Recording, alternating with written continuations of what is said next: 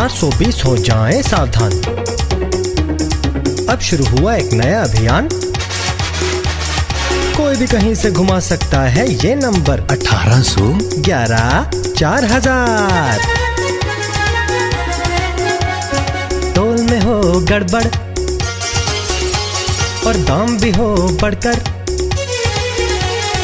या किसी तरह की और गड़बड़, तो घुमाइए ये नंबर 1811 4000। यही कंज्यूमर हेल्पलाइन। जागो ग्राहक जागो। The loan explosion has changed the lives of millions of Indians. Now, whether it's housing, cars, or even a fridge, you don't have to queue up for a loan. Banks and loan agencies will woo you instead. But what's the flip side to this? As many clients are now finding out, verbal assurances promised before you sign a loan are very different from reality. Ask Sudha Huda Chikara, a young widow. She lost her husband, a fighter pilot, squadron leader Pramod Chikara, in an air crash. But her trauma continued. When she asked the bank she had taken a loan from for its accident cover, which meant she wouldn't have to repay the loan if the principal, in this case her husband, died, she was told that he didn't qualify because of his job, even though they had been told the exact opposite when they took the loan. In fact, even today, when fighter pilots approach ICICI Bank, they are told that they do qualify when they don't. When contacted, ICICI said aberrations can occur.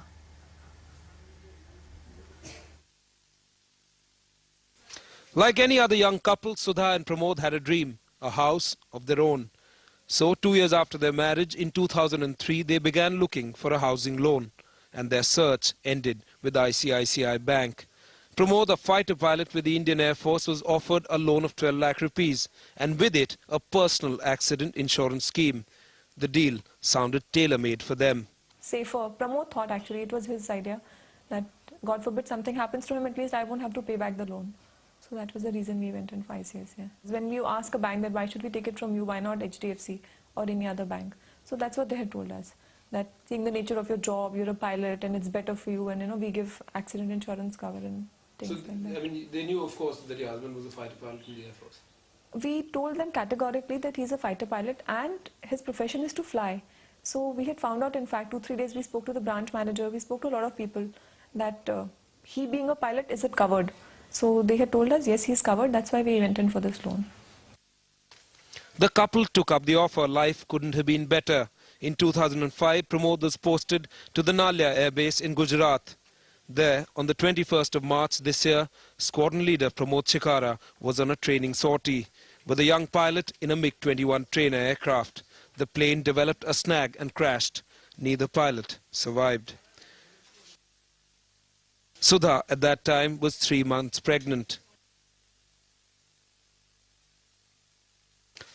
After months of follow-up, ICICI told her the accident insurance scheme did not cover pilots, only fare-paying passengers, and that she'd have to repay the loan. Then I got a letter from them in September saying that no, it's not covered. I don't understand the language actually, because this is a clause which I've seen for the first time and heard of for the first time, saying that only, what I understand is that only paid passengers are covered.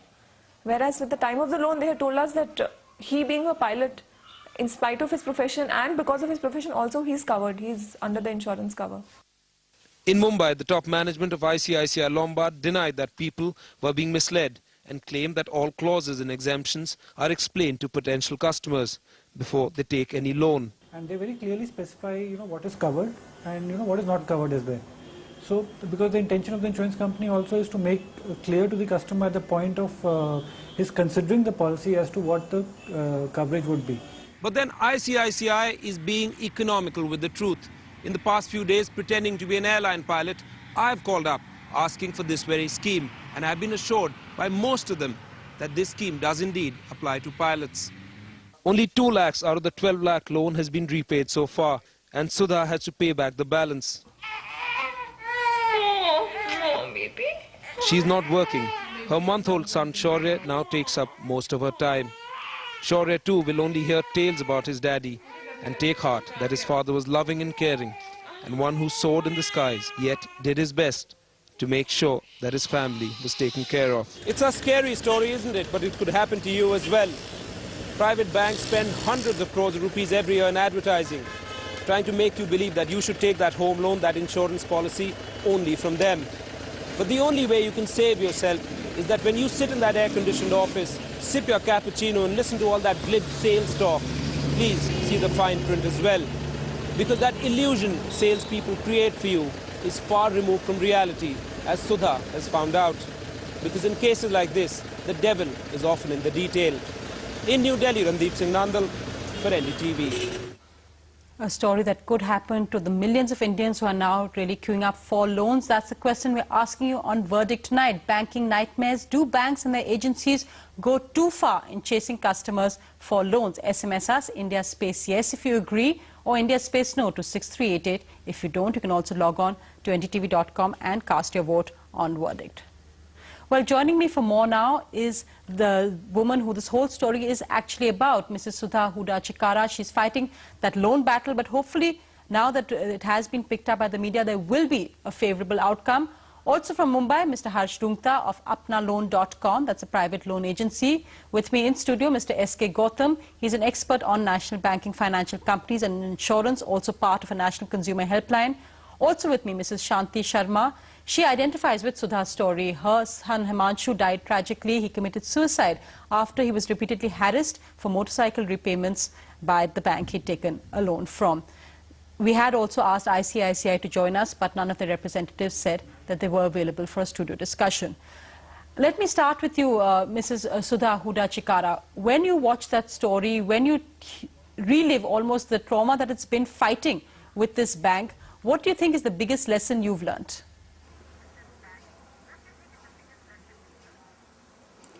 That even though it's banks that, we all Indians and everybody else trust their savings with, you can't really believe unless it's in the fine print. And the fine print also that I got said the disbursement letter, that it is covered, the principal applicant is covered.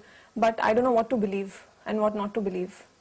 Tell us a bit more. As institutions are sacrosanct, I don't know. And no, go ahead, Sudha, complete your answer.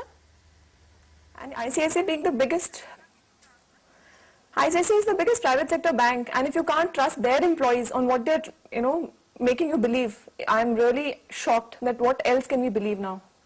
I think that's an important point. Often a lot of us place more faith in private sector banks. We feel that somehow they're more reliable than a public sector bank, and often that's not entirely the case.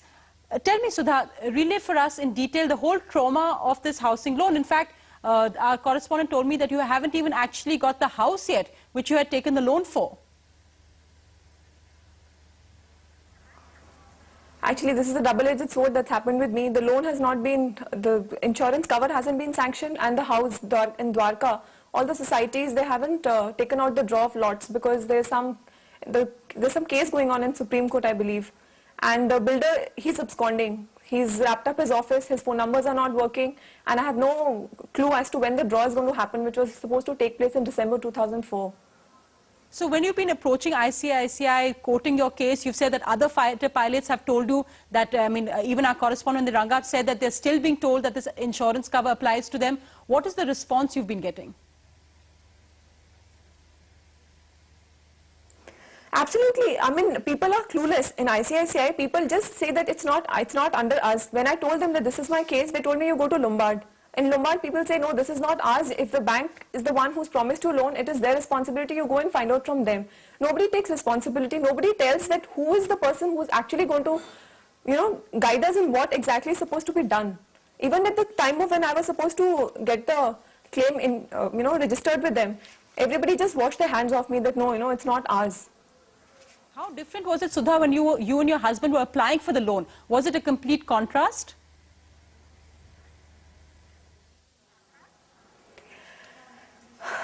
When we had gone for the loan, we were totally assured. In fact, he being a fighter pilot and, he thought that his family's and his safety is totally in the bank's hands. And he approached everybody from the branch manager, the customer operations manager, and he got it confirmed that since he flies, is it covered in the course of his profession if something, God forbid, happens to him, will the loan be covered? And the only answer that we got was that, yes, sir, it is covered. You trust us. And all the ads and everything that ICICI shows, such aggressive marketing they do, they come to your house. They say you don't even have to do anything. That time, everybody promises you. And when we took the loan, his payslips were given, his everything, I mean, we got a undertaking, his residence proof when he was posted in Punjab, that was given, saying that he's a fighter pilot. I don't know now how, and the disbursement letter also says there's no exclusion clause anywhere quoted and nowhere mentioned also. Till this time in September, when I heard, I mean, it's just a few lines that they quoted and they sent to me. Right. Let me just get in now Mr. Rungta from Mumbai. He's of apnaloan.com. That's a private loan agency. Now, of course, Mr. Rungta, you can't really comment on this particular case, but it's part of a larger problem. Banks, when they wanted to give a loan, they pursue you aggressively, they promise the sky. One of the whole advertising strategies is to rely on us. We look after your family, we look after your children, we look after future generations. But the reality is very different. How would you react to that? Well, I mean, very clearly this case is extremely unfortunate. And as you rightly pointed out, this is part of a larger issue. The larger issue is what happens to the promises that a bank or its agents make, how enforceable that is. And I think on that a lot of things have happened over the last few years. Today both the agencies, whether it is a bank or in this case an insurance company, are covered by codes that the regulator enforces. In the case of the bank, it is the RBI. In the case of the insurance company, there is IRDA. Both of them have ombudsman. So I think the best things in this kind of a thing that a customer can do is that if there is anything that's quite major or significant to his decision making, if there is some proof that that promise has been made, that's good. Even otherwise, he or she should take it up with the bank, and if that or the insurance company officially, the regulatory authority, yes, and approach the regulatory absolutely. authority. There is an ombudsman, both cases, both for IRDA as well as RBI. Let me get in Mr. Gautam. Effective. Yeah, let me get in Mr. Gautam, who actually is part of a whole consumer helpline as well. Mr. Gautam, how viable is that? How many people even know that this exists? Where shouldn't this be included as part of the advertising, that here's where you can go if there are complaints, not only bank officials will send you from one branch to another? See, at National Consumer Helpline, we have been receiving numerous complaints, as this is a sample which you are telecasting today.